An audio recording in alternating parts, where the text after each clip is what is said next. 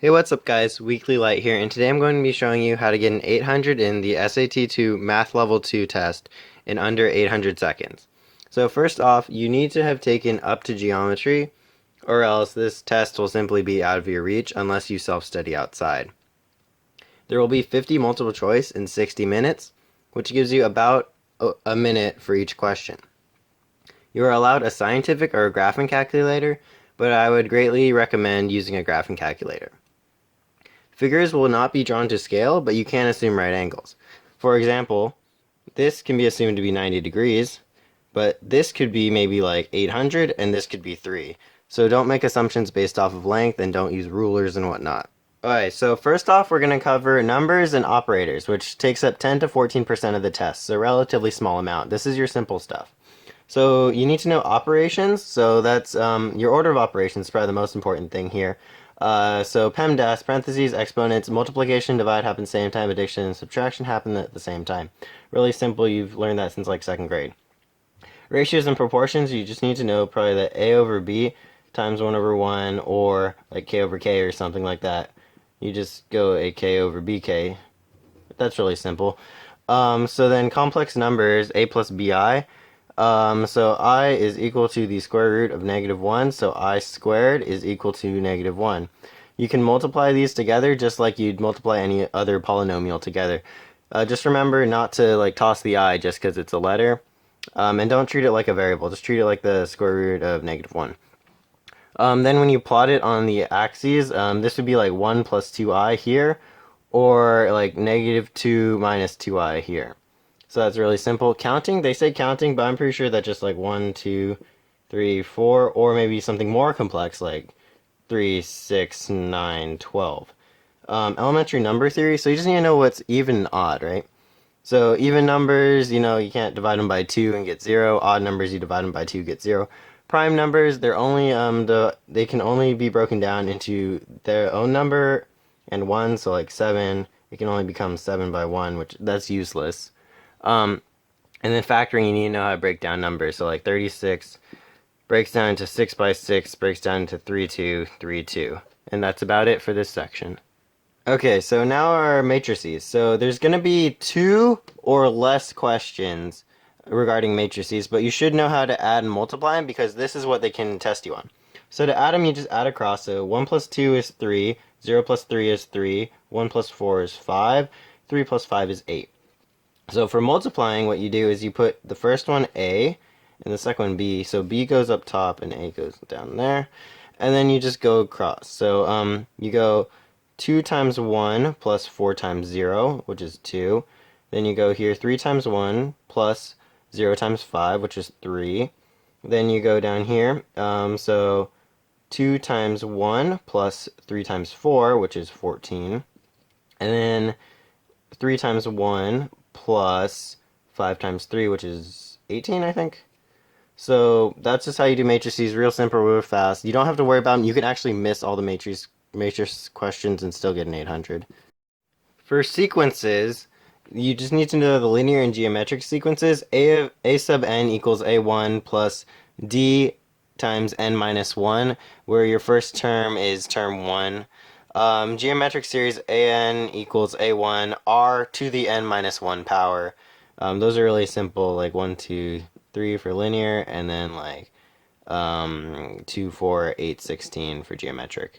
So series, you just do n equals start to, then you have a sigma, and then your stop up here and your function here. And then you just sum each value from the start to the stop, and that's real simple. You might notice these things from pre-calculus. These are really helpful, but you don't need them. They're not going to ask anything hard enough that you'll need these, but you might as well know them because they're good. So vectors have both magnitude and direction, sort of like an arrow, right? But if you want to add them, I don't know if they're going to require this or not, but this is always fun for physics. You can break them down into components where this is your vector, let's call it v, and then this would be v cosine theta, and this should be v sine theta. So you should know how to break them down into components because they most likely won't ask you anything hard with vectors, but this is just your very simple vector. So now we're moving on to algebra and functions, which makes up 48 to 52% of the test. So first off are expressions and equations. You should know what these are. This is just like x plus 2. You you can't really do anything with it unless you know what x is. Equations are like x squared equals 4, something simple. It just has to have the equal sign. Inequalities, so like x is less than 3, but if you were to multiply it all by -1, then you'd go negative x is greater than -3 because you gotta remember to flip the sign. Representation and modeling.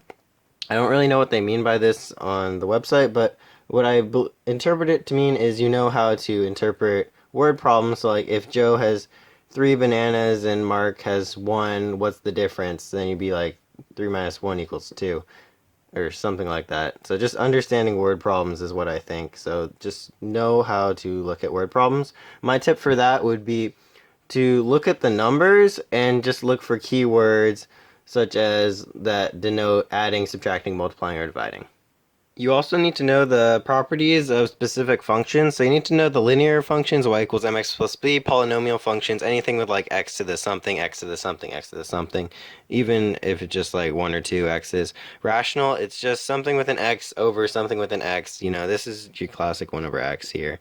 Then exponential y equals a to the x. It just grows really quickly.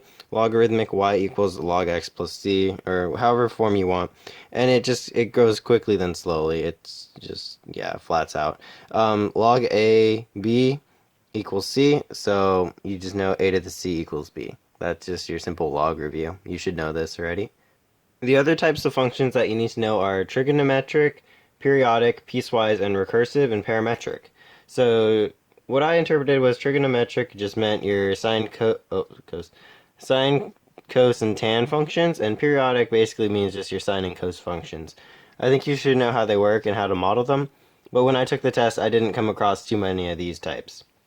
You should know piecewise, so those are the types that go like this, and they have like many parts. Just know that this does not include the point, and this does include the point. Recursive, I don't think there will be a recursive function, but if there is one, it would just be the Fibonacci sequence. 1, 1, 2, 3, 5, 8, you know, that thing. And then parametric, so that's where you have y and x functions equal something, and then you have your axes, and then so your y would vary over time with this, and your x would vary like that. So it's some sort of like t, something t, something t, right, something something t, and then it would give you some weird curve like that or something. So pretty simple. You will most likely not come across many of these questions. These are the rarer functions. So now is geometry and measurement, which makes up 48 to 52% of the test. Of that, coordinate lines make up 10 to 14%. So parabolas are y squared equals 4ax form for like that. Ellipses, x squared over a squared, where this is a, negative a, b, and negative b. Y squared over b squared equals 1. Hyperbola, you have the box, the imaginary box, where this is a, negative a, b, negative b. And then you have your dotted lines, and then you're like that's in this form. Circles are like this. This is just a squared. That's real simple. And you also need to know your transformations. So this is a shift right. If A is positive, this is a shift up. Or horizontal, vertical, and then this is a stretch. And then this is that way. So just know these transformations. You've done them a million times. It should be easy. Then you also need to know your polar coordinates, like r theta, so 0, pi over 2, 3 pi over 2, and then how far it is your r. So you also need to know three-dimensional shapes, which make up 4 to 6%. So this is a very small amount, but it's really simple to learn. Cylinders have a volume of pi r squared h and an area of 2 pi r squared plus 2 pi r h. This is basically the two bases plus the circumference times the height. So cones are, volume is 1/3 pi r squared h, and area is pi r squared plus pi r l, where L is the slant height. So it's this length here, or this length here. Pyramids, volume is 1/3 base height, just like the cone. It's just 1/3 of the full solid. And your area is just your base plus your sides. There's no generalized formula for pyramids because you can have square pyramids, triangular pyramids, all that stuff. Spheres, volume is 4/3 pi r cubed. This is the only time you're going to see a cubed in any of the volume formulas. Area is 4 pi r squared, That's really easy to remember. It's very similar to just a circle. And then prisms are volume equals base times height, and then you just sum all the sides because there's no set formula for this. So trigonometry makes up 12 to 16% of the test, and these are the simple ones that you need to know. You need to know a squared plus b squared equals c squared, your Pythagorean identity. You need to know your reciprocal identities, sine equals 1 over cosecant, cosine equals 1 over secant, tan equals 1 over cot, and tangent equals sine over cosine. This is just definition of tangent. Sine squared plus cos squared equals 1. This is your Pythagorean identity. These are your cofunction identities. You need to know these. And then these are your even odd identities. Using these, you'll probably use these more often than the more complex stuff.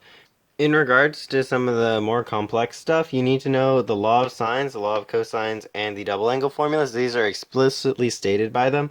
And I do know I definitely did a problem with the law of sines, and I don't think I did one with the law of cosines. I don't think I did one of these. So you should know all these. A over sine A equals B over sine B equals C over sine C. A squared equals B squared plus C squared minus 2BC cos A. And then all the other variations based off of which way you're looking from. Your double angle formulas, you probably don't need these, but they state that you do need to know them. They do not state that you need any of these. You don't need sum to product, half angle, or product to sum. But it's always good to know just in case. It could save you up to a minute on the test if you do know them, but I believe all the problems should be able to be solved with your simple trig identities and the law of sine and the law of cosines.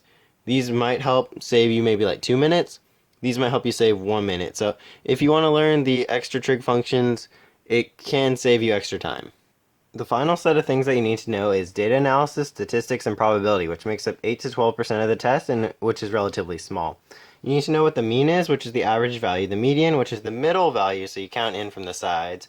The mode is the most common value. You can have multiple modes. The range is the max value minus the min value. Your IQR is basically the middle 50% of your data.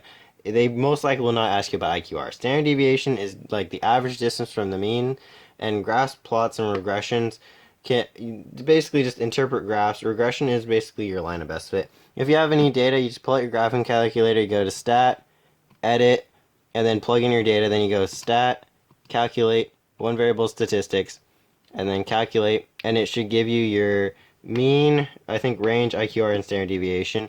And then if you want, you can go stat, calculate, linear regression, which is 4, and then you can make your a regression plot. And then probability, basically, it's your simple favorable outcomes. So favorable over total, right? And then if you have multiple probabilities, then you multiply it by the other things. So if it's like 4 out of 5 to pick a white marble times another thing like 1 out of 3 to pick a blue marble second or something, you just multiply them together and you get 4 over 15. And that's how you do probability. They won't ask you any more complex probabilities.